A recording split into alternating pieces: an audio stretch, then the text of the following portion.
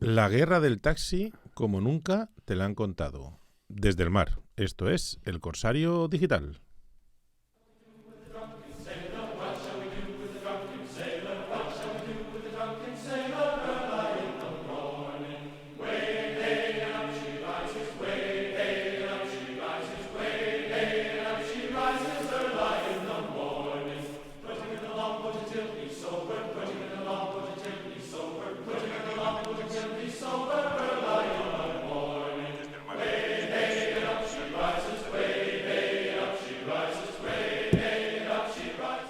Hola. Ya estamos aquí ahora mismo, otra vez, el programa pionero de Radio del Agua, o uno de los más pioneros, como me están diciendo, ¿no? El primero, quizá el segundo y tal.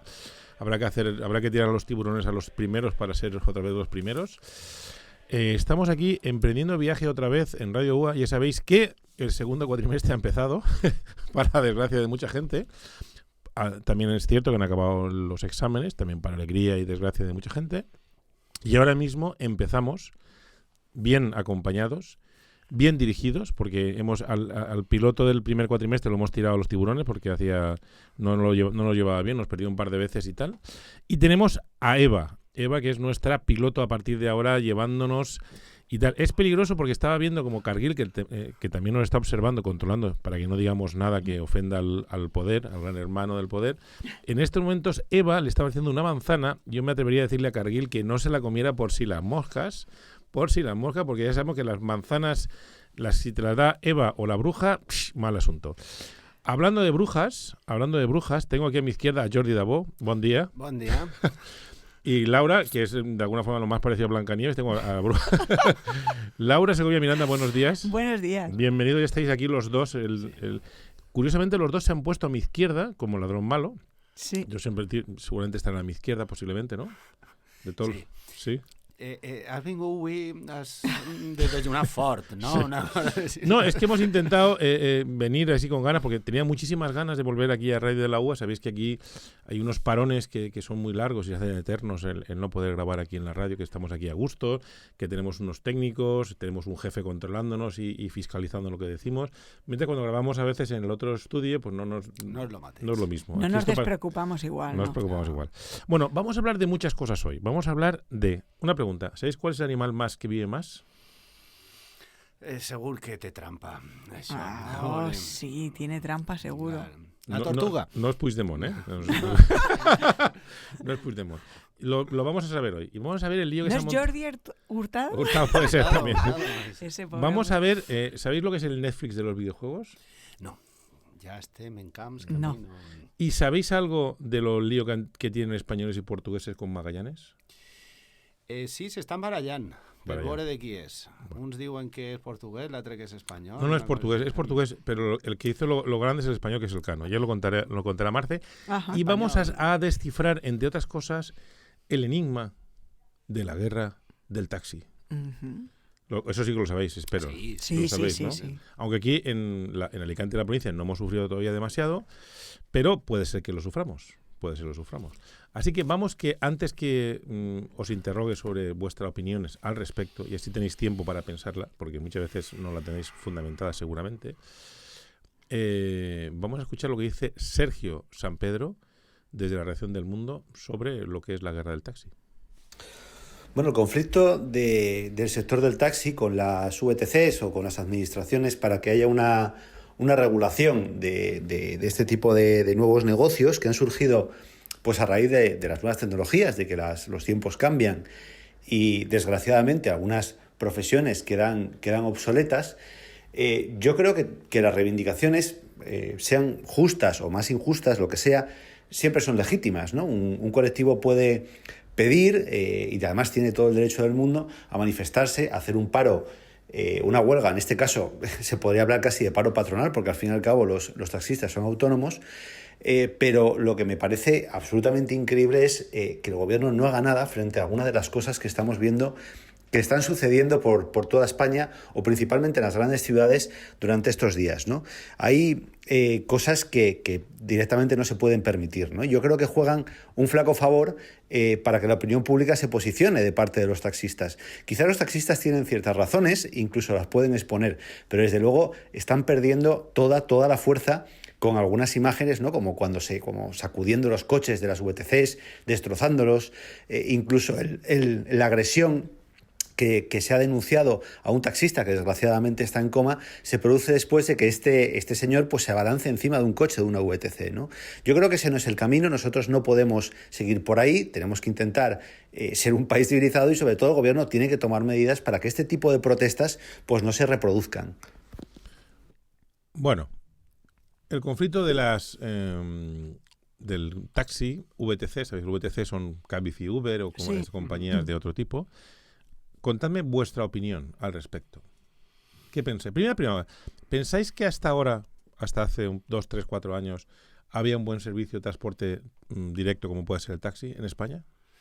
¿Tenéis vosotros en buena consideración el servicio de taxis en España? Como todo, hay este servicio público, sí que ha ayudado mucho. Pues no sé, en determinados sitios donde no te podías desplazar, a lo mejor con tarifas, pero sí es cierto que ha habido un abuso, como todo monopolio. Yo he sentido muchas veces que me subía algo y no sabía cuánto tenía que desembolsar.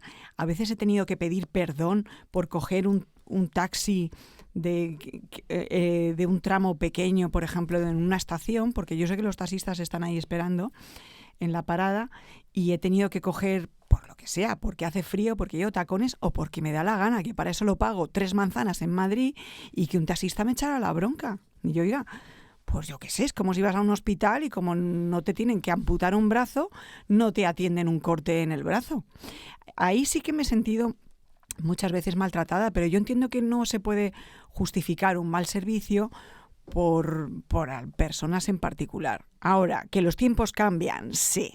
Yo también soy escritora y hay muchos libros gratis en PDF y todo esto. Y no salto a las barricadas ni quemo cosas, ¿no?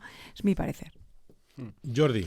Bé, doncs jo estic plenament d'acord amb Laura. A veure, pensava quant temps feia que no feia un taxi i la veritat és que no me'n recorde, però sí que voldria insistir en el que ha dit ella, és un servei públic, de manera que no poden paralitzar una ciutat tal com han fet ara en Madrid i més en unes dates tan importants, en este cas era Fitur. És important això que tu comentaves, és a dir, no saber el que vaig a pagar, no? Em munte així i dius, no sé, per on enduren, que no vull interpretar que hi hagi maldat, ni molt menys, ni picaresca. A veces sí la hay. Sí, bé, sí, allò de la picaresca, no? Allò de dir, faig una carrera més ràpida. I sobretot un altre tema que has apuntat tu, i és la irrupció de les noves tecnologies. No pot ser tot igual. És com si ara tot el comerç tancara perquè tu pots comprar un jersei per internet. Claro. Això no, és a dir, s'haurà d'arbitrar una convivència que siga el més duradora possible, però el que no podem fer és anar contra el signe dels temps. Sí, una cuestión que yo os quiero decir, yo por supuesto comparto, para mí la clave es la siguiente, ¿no? Es decir, los taxis tenían cierta ventaja, ¿no? Es decir, ellos tenían los coches, el mercado, el conocimiento y tal, y han dejado que les coma un poco la tostada. A mí la sensación que tengo, porque hay una cosa, yo creo que en general, los taxis en general, yo siempre me han dado buen servicio, la gran mayoría de las ocasiones, siempre hay caso, como en todos los servicios, igual que hay restaurantes que un día comes mal y el otro resto también, comes bien. Los taxis en general, el servicio es razonable. Lo que sí que es cierto, yo en alguna conversación que tuve con ellos a nivel de asociaciones, siempre decía lo mismo, digo, tan difícil es que una persona cuando suba al taxi sepa el precio del trayecto que te va a costar, porque muchas veces lo cogerías, es que hay veces que es más barato lo que tú te crees y no te plantearías cogerlo, es que ahora mismo llegas y claro, ha habido momentos que hay que recordar, que yo recuerdo que hace tiempo te pagaban si te dejabas la maleta detrás y había cierto empeño al taxista meterte la maleta y tú intentar no meterla, es decir, había unas situaciones porque no sabías qué te iban a cobrar, ¿no? Entonces, ¿tanto costaba, pensáis, que el taxi, cuando tú entras en un taxi, que te digan la tarifa va a estar entre 11 y 12 euros, o 11 y 13? No, porque de hecho ahora los nuevos servicios te lo ofrecen. Claro, pero os digo, entonces, ¿pensáis que eso es la clave? Más allá de que el taxi esté más limpio, más aseado, hombre, evidentemente cuanto más limpio mejor, pero ¿pensáis que la clave es que si en un taxi tú supieras lo que te va a costar, no habría tanto problema? seria, en fi, un avantatge per al consumidor. Eso sería una ventaja grande. Sí, yo creo que muchas veces se le han comido terreno por eso. Sí, por eso, porque al final, más o menos, no es que Uber y Cabify, bueno, son más baratos porque están entrando. Se supone que cuando vayan consolidando serán igual de caros o más o menos igual que los taxis. No nos pensemos que esto va a ser siempre así. Es decir, al final ahora están entrando y como todas las cosas... Es un tema de licencias, que esto no lo hemos abordado, pero ellos como tenían reservadas las licencias, las vendían. Entonces, claro, las vendían a un costo que ellos tenían que amortizar. Claro. Ellos mismos se han encarecido intentando acotar un gremio. Sí, no, pero que fundamentalmente al final el problema que hay, más allá de que pueda ser más o menos caro, tipo, igual que tú hay restaurantes más o menos caros, o servicios más o menos caros, el problema que hay es que es un servicio en el que tú cuando entras no tienes claro nunca qué va a costar. Sí.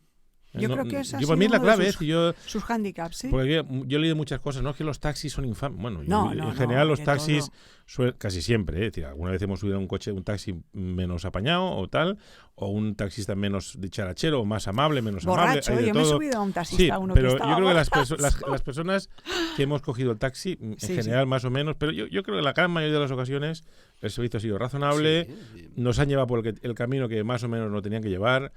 Y lo que sí que es cierto es que nunca sabes lo que te va a costar, ¿no? Sí, y en molts casos va bé, no?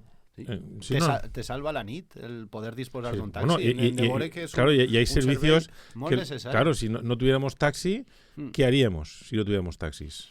Hay muchas veces que no podríamos llegar a determinados sitios porque los transportes públicos no... No, y cuando has tenido un inconveniente, que resulta que has bebido y no puedes conducir tu coche, o tienes que ir a buscar una medicina, o recoger a un niño de un colegio de no sé qué, ellos prestan un servicio, si es que eso nadie lo niega, y además relativamente de confianza, porque son personas que están fichadas, con su licencia, con su matrícula, con su tal... Eso es algo muy bueno que ellos podrían explotar y a mi modo de ver les falta un poco acomodarse a los nuevos tiempos. Nunca la protesta y la lucha o la queja para mí sirve de algo. Quizás en el siglo pasado sí sirviera, pero hoy en día no. Pónganme ustedes solución encima de la mesa y la cosa va a ir. Claro, pero digo que al final, de hecho, ya están empezando a lanzar plataformas tipo MyTaxi y tal, ¿no? Cosas de... que está bien, ¿no? Y que empiezan a decirte los precios. Y lo que más me preocupa, y con esto lo dejamos, si os parece, es decir, yo creo que quizá el taxi ha dado un servicio, pero nunca se ha replanteado actualizar el servicio en forma a las peticiones de los usuarios del servicio. Es decir, conforme que todos los centros o todos los que venden se preocupan de saber qué piensan los usuarios de ellos, yo quizá el taxi pensaba que era un servicio, como no había otro, pues... Claro, pues están en monopolio, Claro, su competencia era pues el autobús. Bueno, ya, pero es que el autobús a veces no da servicio y tal. No, claro. Claro, ¿qué otras alternativas teníamos para si no cogíamos el taxi? Pues, por ejemplo, sí había una. No, sí, andar. Sí, andar. No, bueno, estaban los coches tuk-tuk, o, como hace nuestra atleta, Noelia, correr, ¿no? Correr es de cobards. Depende. Correr es de cobardes si vas hacia el peligro o huyendo del peligro, ¿sí o no? Efectivamente. Hay veces que corremos hacia el peligro y eso es lo que a veces hace Noelia Pomares, que nos va a contar alguna cosa. Ahora me está mirando cara Eva como diciéndote, no tenías que haberte esperado que se acabara la canción. Sí, tenía que haberme esperado que se acabara la canción y tienes razón. Así que vamos a escuchar a Noelia Pomares, que nos acaba el tiempo ya. Saludos, corsarios. Creo que es importante que esta semana hablemos de tenis. Se dio lugar hace unos días el Open de Australia, en el que un majestuoso Novak Djokovic derrotó a nuestro Rafa Nadal. La verdad es que estuvo bastante descompensado el partido porque el Djokovic desde el minuto 1 se engrandeció y vimos a un Rafa que no nos daba esa fuerza que desprende en todos los partidos. 6-3, 6-2, 6-3. En unas 2 horas que duró el partido, la verdad es que esperemos que Rafa se nos recupere y nos siga dando tantas alegrías, ¿no?, como nos ha estado dando estos años. La verdad que ya son 15 trofeos de Grand Slam que tiene el serbio y bueno, 7 en Australia. esperemos que nuestro Rafa se recupere y salga de ese bucle, ¿no? Que le arrastra también una lesión que por lo que vemos, pues que le ha generado también un poco de falta de confianza o falta de estar otra vez en el terreno al 100%. ¿Os gusta el tenis alguno de los dos? Sí, a mí me gusta mucho. Jo he de confessar que no sé ben bé les regles del tenis. Sí, sé que Vamos a ver. Oye, a mí me pasa con el fútbol, o sea, que bien, cada uno. I em va costar molt entendre jo del 15-30, jo, per què ho fan així? I sí, després vaig estar mirant i resulta... ¿Tú sabes lo que pasó con Jordi una vez? No, Sí, a ver, me pasó, estábamos hablando de tenis, y entonces estaba yo viendo un partido, entonces se acercó Jordi Dabó, de partido de Nadal contra no recuerdo contra quién era, y le dije, és a poc. se acerca Jordi y me dice, ¿cómo van? Digo, no, mira, Nadal acaba de empezar el partido, van 40-0. Y me dice, coño, pues para acabar de empezar le está pegando una paliza. Perfecto, podría ser. Ten mucho cuidado con el tantero, ¿no? Sí. Pero el tanteador, la verdad que seguramente tendrá una lógica, ¿no? Eso del tanteador, ¿no? No conozco los orígenes, pero sí, imagino. Era una història, una volta ho vaig llegir, dels orígens del joc, que crec que comença a França, però després on es fa famós és a Anglaterra, i bé, una història... Cosas de esas que los ingleses... Coses dels anglesos. También te digo, sí, no, también es cierto que cuentan, es más, cuando son tan pocos puntos, queda mejor 15, 30, 40 que no 1, 2, 3, 4, no queda regular. Sí, pues. ¿Y qué pensáis? ¿Nadal vencerá a Djokovic otra vez o ya empezamos ya a ver el final, el principio del fin? ¿O pensáis que nos va a dar muchas alegrías? No sé, a mí me da alegría siempre cuando juega este hombre y tiene su derecho a caer, a estar lesionado. A mí me encanta su actitud y su esfuerzo aun cuando pierde y aun cuando está debajo. No, y lo bonito de estas cosas es que lo duro que es el tenis, porque la gente se cree que tenis es una cosa... No, la dura... Yo me imagino cuando te tiran una pelota de esas a 200.000 kilómetros por hora y que tú tengas que pararla de alguna forma y encima darle efecto y tal, ¿no? Y encima con los dolores que deben tener, musculares y tal, que a veces tienen que luchar. Y claro, al final, Nadal es un señor, la verdad, demuestra ser un señor cuando gana y ser un señor cuando pierde, y eso se agradece mucho en el deporte, ¿no? Saber ganar, saber perder. Sí, pero el deporte tiene su tope, o sea, tiene su edad, su fecha de caducidad, el físico, influye muchísimo. Y es curioso que Nadal se ha convertido en una de las personas más referentes a nivel de España, ¿no? Es decir, una persona que en general muy poca gente habla mal, creo que un independentista que otro habla mal, pues no habla... Solamente alguno de esos. Y no pasa como los follones que tenemos ahora los españoles y portugueses con el tema de Magallanes y Elcano, que ahora nos va a contar Marce. Buenos días, corsarios. Hoy os traigo una historia. Vamos a viajar al futuro, al año 2469, y concretamente a Polonia, donde se está celebrando la llegada del primer hombre a la Luna, atribuyéndose a sí mismos todo el mérito de la proeza, ya que el ingeniero que diseñó el cohete era el polaco Wernher von Braun. Y ninguneando a los Estados Unidos, que no son los que Neil Armstrong era americano, sino que fueron estos los que financian el proyecto, haciendo que las ideas de von Braun se convirtiesen en realidad. Y en Estados Unidos apenas se molestan por esta celebración que distorsiona de esta manera tan clara la realidad. Pero aquí este futuro es difícil de imaginar. Es más, nos preguntaríamos, ¿qué manera tienen estos polacos de cambiar la historia, colgándose una medalla que no les pertenece? Pues esto es exactamente lo que está pasando en el presente, con el viaje de la primera circunnavegación de Magallanes Elcano. Portugal se atribuye todo el mérito de la expedición, cuando Magallanes era portugués. Pero estos, es más, desechan su idea y pide financiación a la corona española, que se la concede, y arman 5 naves para tal propósito. Es más, Magallanes no completa la circunnavegación, ya que muere en las Islas Filipinas en un combate contra unos nativos. Y es Elcano, con la nao Victoria, quien consigue llegar de vuelta a Sanlúcar de Barrameda, siendo él y sus tripulantes los primeros hombres en circunnavegar la Tierra. Es más, mira si ayudaron los lusos que a la otra nave superviviente de la expedición, la Trinidad, hicieron prisionero a todos sus tripulantes, cuando estaban de camino de regreso a España. Espero que os haya gustado la historia y hasta la próxima, corsarios. Es que no sé si sabéis, bueno, quiero saber que vosotros, como sois personas doctas, sabéis que Magallanes y Elcano dieron la vuelta, bueno, más bien Elcano, porque Magallanes se quedó a mitad camino, parece ser que Elcano dio la vuelta al mundo no porque quería dar la vuelta al mundo, sino porque era la mejor forma de volver a casa, ¿no? Sí. Muchas veces estas cosas que hay gente dice, no, vamos a dar la vuelta al mundo, sí, pero es que cuando damos una vuelta más grande y a lo mejor es porque estás haciendo un hito y es porque te hace falta, ¿no? Y ahora, claro, la gente dice, bueno, ¿y realmente quién lo hizo, los portugueses o los españoles? Pues mira, a mí me ha hecho pensar esta anécdota, como tantas otras, ¿quién debe de atribuirse el mérito o la medalla en las cosas? Es que quien lo ha pagado, quien ha tenido la idea, quien la inició, quien la finalizó.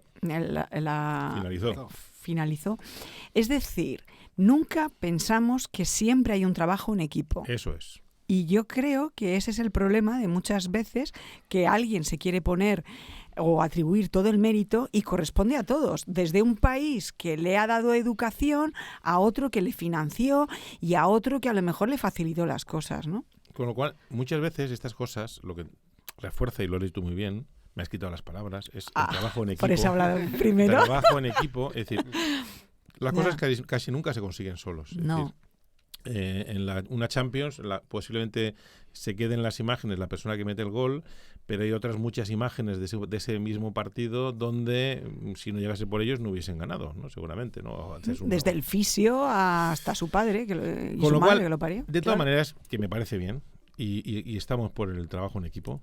Estamos luchando y la gente puede decir, si ha habido gente que es portugués y gente que es español en esta gesta, la red de la vuelta al mundo, lo normal es que tendríamos que decir, pues sí, señores, aquí han trabajado portugueses y españoles conjuntamente, pero el mérito es de los españoles, que por fin somos los que acabamos. Pero hay un 60% pero hay más. Un 70% español, porque pusimos la pasta y todas estas cosas. Y es que con esto de los cortes de tiempo que nos hace... ¿Qué pasa? Pues de que no puedo res yo? Sí, 30 segundos.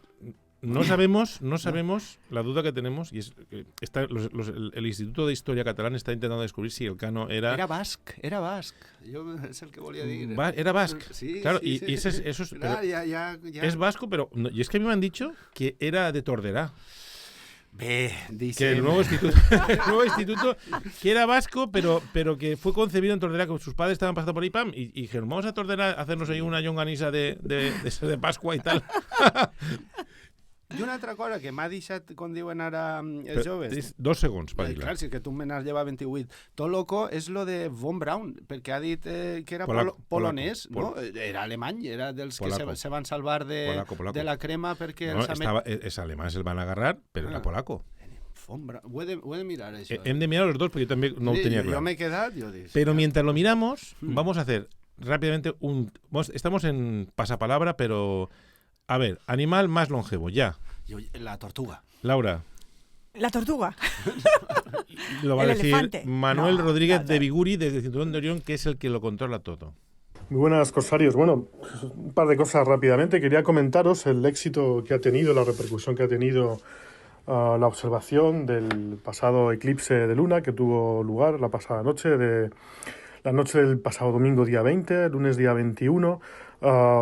Los primeros resultados, después de vistas las imágenes que se han ido obteniendo de la fase de luna del eclipse lleno, la fase en la que la sombra de la Tierra ocupaba prácticamente, totalmente la superficie de la Luna, a través del color de la superficie de la Luna, ese color rojizo que hace que los medios de comunicación hayan estado dando la barrila con que si la luna de sangre.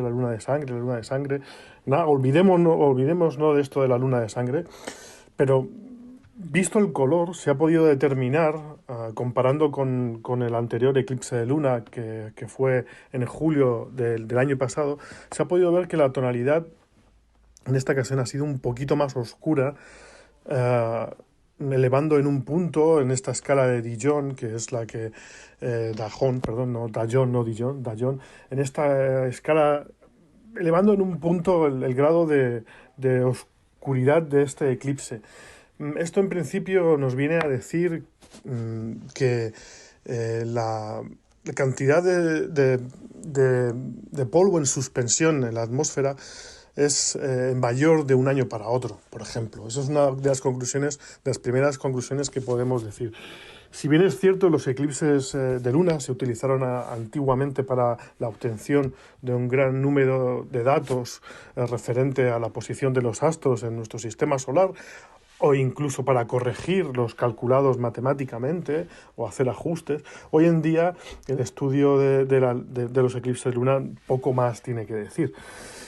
En este caso sí que nos sirve como referencia para saber que nuestra atmósfera está más contaminada, no necesariamente de partículas malignas, sino que tiene más partículas en suspensión. Como todos sabréis, durante los pasados meses el planeta Tierra ha sufrido unas cuantas erupciones volcánicas. Esto quizá pueda haber contribuido a que se haya podido ver este eclipse de luna un poco más rojizo, más oscuro, un rojo más oscuro, elevando en un punto esta escala que os decía Dungeon, que sirve para medir la oscuridad de los eclipses. Y bueno, quería haber comentado otro asunto, pero yo creo que lo dejamos para el próximo día. Pero yo os abro ya la cuestión. ¿Cuál es la lista de los animales más longevos que hay en la Tierra, aparte del ser humano? ¿Cuáles son los animales que más longevidad tienen? Bueno, ahí lo dejo hasta la semana que viene, como siempre, desde el Cinturón de Orión, para el Corsero Digital, Manuel Rodríguez de Biguri. Pues no ha querido desvelarlo al final. O sea, que habrá que dejarlo para la semana. Os voy a dejar una semana para que lo penséis. Para que lo miremos en Google. No, estava recordant jo ara que fa un parell d'anys va aparèixer una notícia dient que havien trobat una espècie de medusa que se regenerava, és a dir, que podia ser eterna. Si no li passava alguna cosa que la pescaven o la devorava un tauró, una cosa així, era una... Pues mientras lo acabáis de ver, ¿sabéis que ahora mismo se está de moda lo que es el Netflix de los videojuegos? No. ¿Sabéis en qué consiste? ¿Pero lo podéis imaginar? Sí. ¿Qué es?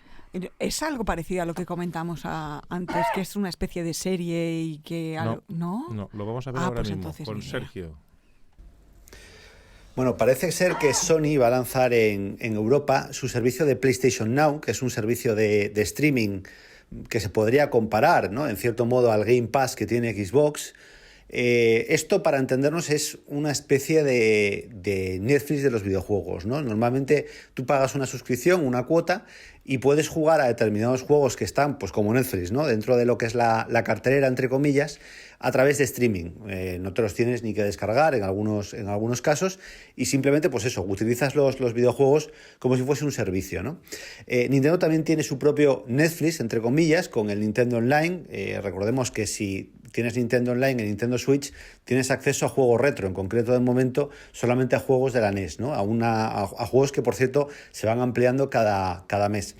Esa concepción de videojuego como servicio, no como producto, yo creo que es un paso lógico, ¿no?, dentro de lo que estamos viviendo.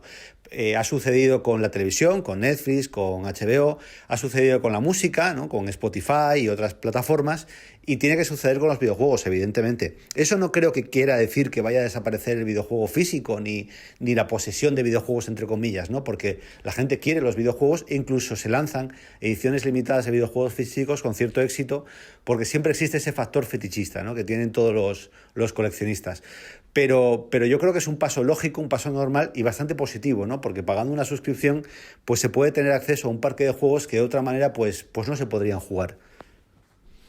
O sea, con lo cual, fíjate, en vez de comprarles a tus hijos un videojuego cada 6 meses, los suscribes y ya estás liquidado, ¿no? ¿O qué? Sí, te parece estupendo.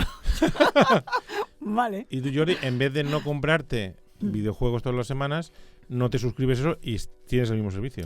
Estava pensant si els venedors de videojocs faran ara una vaga y una protesta. Probablemente. No, en ese sentido, probablemente porque cada vez hay menos compra de videojuegos y más descargas legales. Me refiero que la gente ya come por suscripción, igual que pasa con las películas. Antes había videoclubs y apenas hay videoclubs. Sí. La gente ya coge Netflix o coge la televisión. Y, como todo, se acaba.